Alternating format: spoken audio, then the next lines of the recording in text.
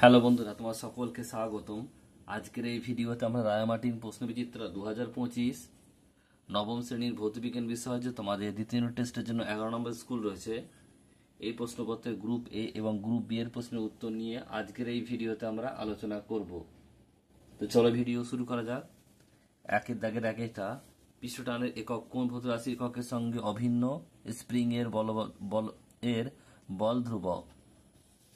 বলছে ব্যারোমিটারের পারস্তম্ভের উচ্চতা ধীরে ধীরে কমতে থাকলে বুঝতে হবে বৃষ্টি হওয়ার সম্ভাবনা। 100 গ্রাম জল সমান কত মোল জল? 5.56। প্রকৃত দ্রবণে বিস্তৃত দশার কণার ব্যাস কত? 10⁻⁸ সেমি বা তার কম। লৌহ অ্যাসিড দ্রবণের সঙ্গে বিক্রিয়া করে কোন ধাতুটি হাইড্রোজেন গ্যাস উৎপন্ন করে না? কপার। প্রত্যেক কোন পদার্থটি তীব্র জলাকর্ষির ধর্ম বর্তমান? গাঢ় H2SO4।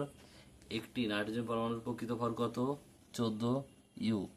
নেক্সট প্রশ্ন বলছি, দেখো জেড ইজিক্যাল টু কার্য বাই ক্ষমতা হলে জেড এর কোন রাশি? সময়। নেক্সট হচ্ছে দেখো গ্রুপ বি 2 দাগের ডান স্তম্ভের সঙ্গে বাম স্তম্ভ মেলাতে হবে। একেরটা আছে একক ক্ষেত্রফলে প্রযুক্ত ঘাত, এটা বি হবে চাপ। পদার্থের একক আয়তনের ভর, এটা হবে ঘনত্ব, এটা সি। আর তিনেরটা বলছে একক দৈর্ঘ্যের ক্রিয়াশীল বল, এটা পৃষ্ঠটান। এরপর হচ্ছে 2 দাগের বলছে শূন্যস্থান পূরণ করো।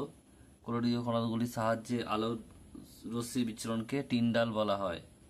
অথবা রয়েছে দেখো কড লিভার তেল হলো একটি ভিটামিন হবে এটা।